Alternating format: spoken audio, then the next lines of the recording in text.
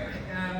You might know that every summit we have an AI startup showcase where 5 startups pitch their ideas to a panel of judges. Well, we are delighted to have, I think, those 5 startups in the room, and we're going to announce the winner now. That winner is Ant Farm. Congratulations to Ant Farm. Round of applause for Ant Farm.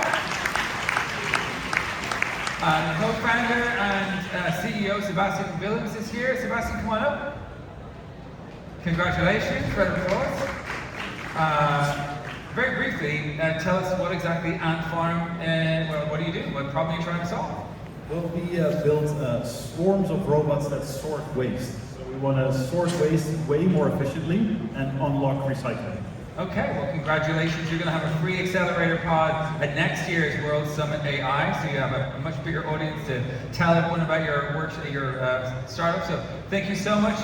Round of applause for Sebastian, please.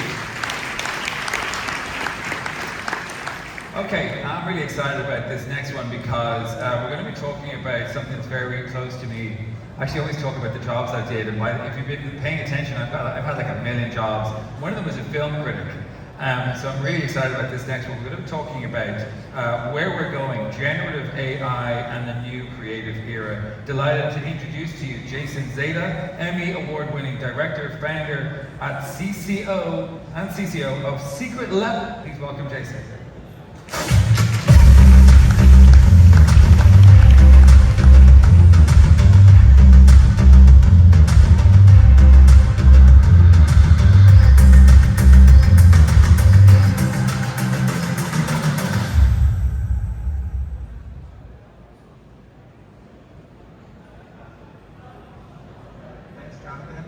Sounds like it's been an amazing event so far, and I really wish I could have been there in person. Unfortunately, I am not. I'm virtual. But hello, World Summit AI. Thank you for having me. My name is Jason Zada. I will tell you a little bit about myself. I'm responsible for putting your face on Dancing Elves with Help Yourself way back in 2006. I gifted you your own personal stalker with Take This Lollipop. And then has had a career of trying to use technology and filmmaking in really interesting ways. I've done a lot of interactive video, and I feel like everything that I've done in my career has led up to this moment with generative AI. I started a studio called Secret Level about 2 years ago. We are a next-gen entertainment studio that's powered by AI. We work with some of the biggest brands in the world, and we have been doing really pioneering work for the last 2 years in the space before there was even a market for AI commercials. We are the company that is responsible for the Coca-Cola Holidays Are Coming ad that premiered last winter.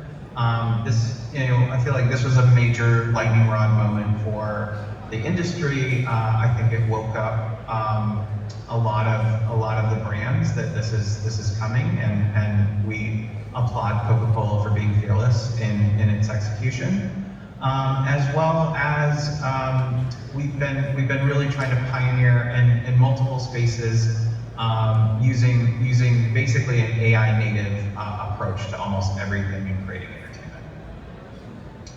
So there's really 2 ways that we work as a company, and I think the world is starting to move into as well, which is either AI native. Everything is done in AI. We start from even in ChatGPT as a creative partner with ideas. Every single thing is in AI. We take AI as far as we possibly can go, maybe with some visual effects cleanup. And then we also have hybrid. So it's live action and AI, and this is something that actually we've been doing a lot of lately. There's a music video that's going to come out later this week or early next week that is, I think, pretty groundbreaking when it comes to a hybrid use of live action and AI. So those are kind of the 2 places that we mostly play with almost all the content that we do. And we have a saying that I think I've started to hear it more and more, and I'm glad it's catching on, but the idea that with generative AI, pre-production is the new post-production. So what this really means is it allows us to visualize at a very, very, very early point in the project exactly what the final frame is going to look like. And why that's so powerful as a creative is that you can instantly start to see the entire project in stills of what it's really going to look like at the end of the day. And so we spent a lot of time in look development. We spent a lot of time up front trying to basically create the most highest fidelity version of what we're ultimately going to make. And I will show you what that looks like. This is a short reel.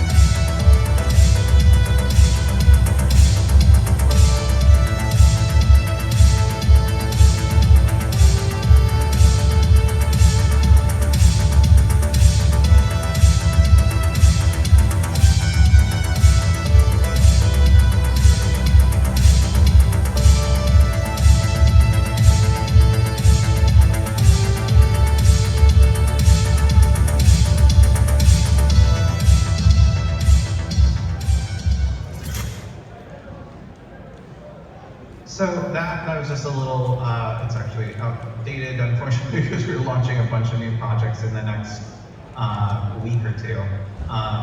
And I think that something that we've become fairly known for is the Wu-Tang Clan music video that we did for the song Mandingo.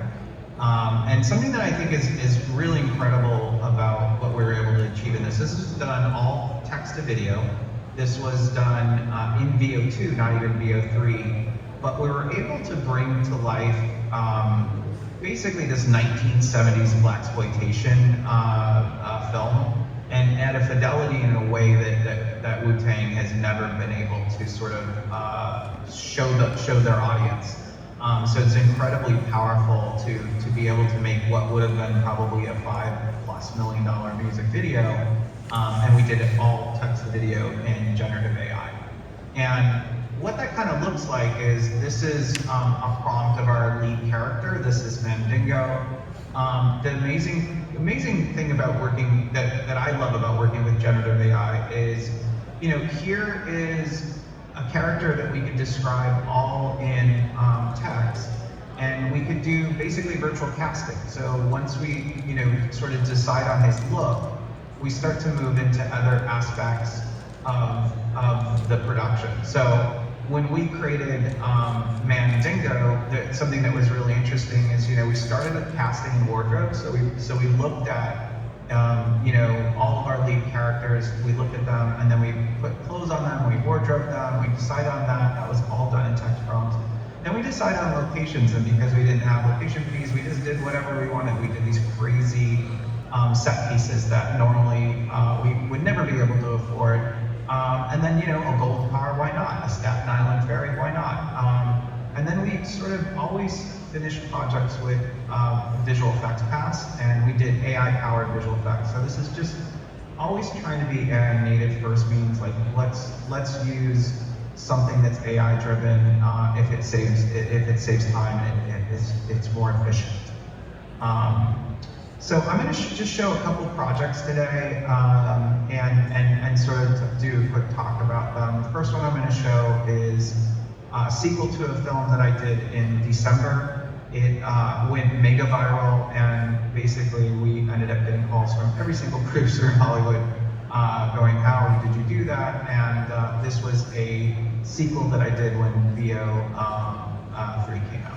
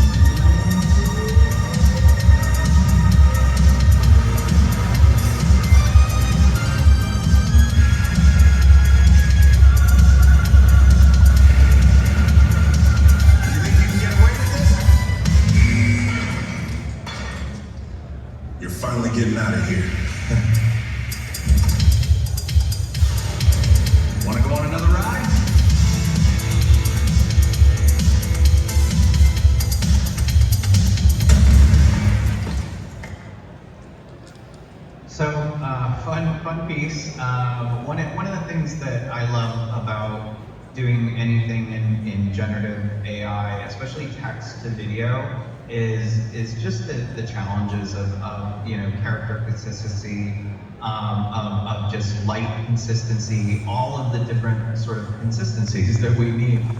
Since anything I've shown has come out, there's been things like Nano Banana, things that have solved some of the consistency issues, and that it's amazing. I am a button for punishment. I love text to video. It's the way that my brain works.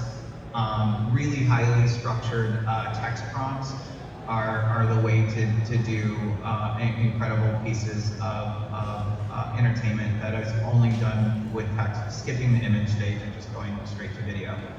And another example of this is this film that I did not too long ago called Anxiety for Tomorrow.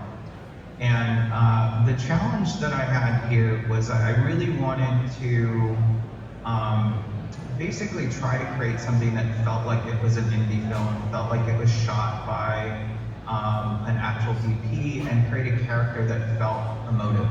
And this is all, once again, text to video. And I think one of the powerful things about a project like this was to just sort of strip away, I think there's a lot of science fiction out there with generative AI. There's a lot of big, bombastic sort of productions. And I think it's so much harder. One of the funny sayings I always have is like, when we talk to clients about what we can do with generative AI, I always say, we can blow up buildings, we can flood cities, but doing like a rom-com is super difficult. So this is a great concept, and just like, let's try to see what I could do to give the feeling of something that was shot on film, and take the time with the cuts, take the time with the shots, and really just try to live in the moment and see how long each clip could hold on without going into hallucination. So this is Anxiety for Tomorrow.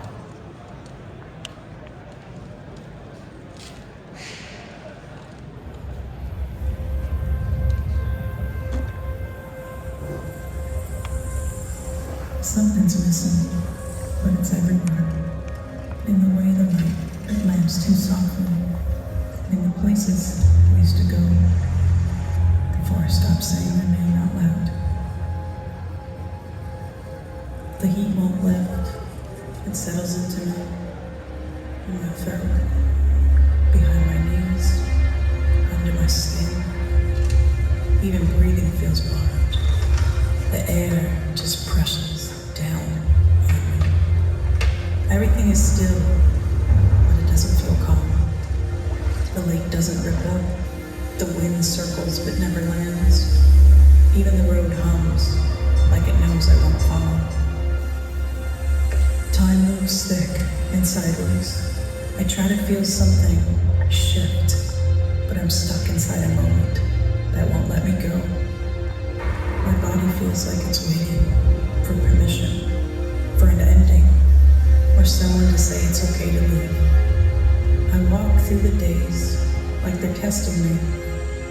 I stare at the sky like it might crack open. I keep looking for signs, in clouds, in shadows, in silence. I want to run, but I don't know what I run from. I want to stay, but I already feel gone.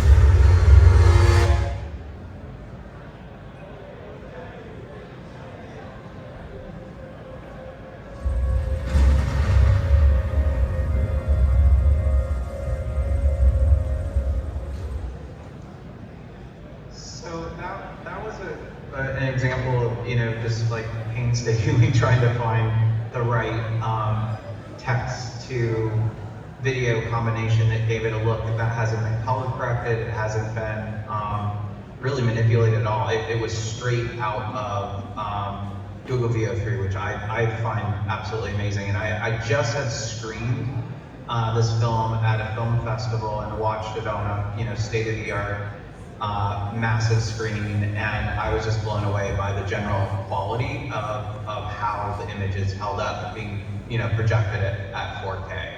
And I just think that that's where I think as this industry evolves and we sort of get to this new place where, okay, now we want these our films to show in theaters and this and that. There's a lot of challenges, and we're trying to deal with a lot of those. But seeing that film up on the screen made me feel good, because I think it's a pretty interesting and intimate film, and lingering on the shots and seeing them on the screen and seeing them not break down was really incredible. The final film I'm going to show you is called The Fiancé. It's a concept trailer. So one of the things that we really like to do at Secret Level is we have a bunch of original IP that we're working on, and we'll create lookbooks and trailers around them just to sort of prove out the concept. Is this something that we want to pursue further? Is this something that we're interested in? So this is just a fun idea, kind of basically, what if, like, Guy Ritchie and basically it's a little Shaun of the Dead, it's a little bit of everything, but we just test out like we're big horror fans. So this is a genre trailer. So this is The Fiancé.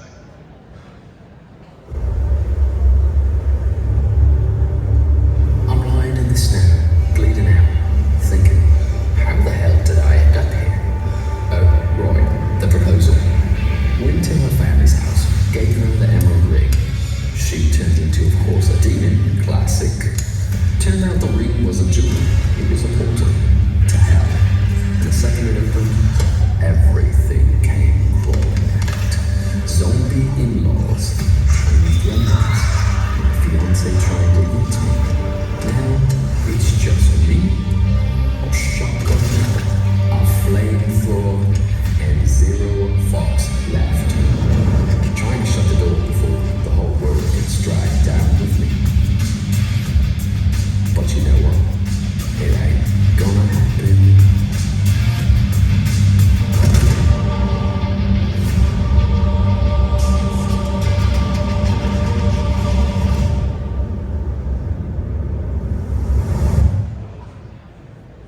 So really silly yet fun way of trying to prove out a concept. And it's something interesting to note between the last film I showed and this one is that everything is done in AI. So the music was done with Udio, and the voiceover was done by me. I would do the voiceover. I was him, and I was also the woman in the last one. I do the voiceover and then run it through 11 Labs, and because I really think that the human side of all this, like if there's any takeaway from a lot of the stuff, is like there's multiple humans that are on every single one of our productions, but I really feel like the human performance behind these are so important to get realistic performances. And I think that as we're seeing synthetic performances come out of VO3 and now Sora 2, I think that we're in this new era of like, okay, how do we get synthetic people to have better performances? And I can't wait, with like Runways Act 2, it's so great to start to see humans be able to act out synthetic characters' performances. It's a very bizarre and complicated world, especially with the announcement last week of a synthetic character potentially getting a Hollywood agent. It's a very, very weird and interesting time. I just want to say that I really appreciate everyone's attention. This is a wrap for me, so I look forward to checking out the next panel. And thank you for your time, thank you for your attention, and thank you to the World Summit AI for having me, and thank you very much.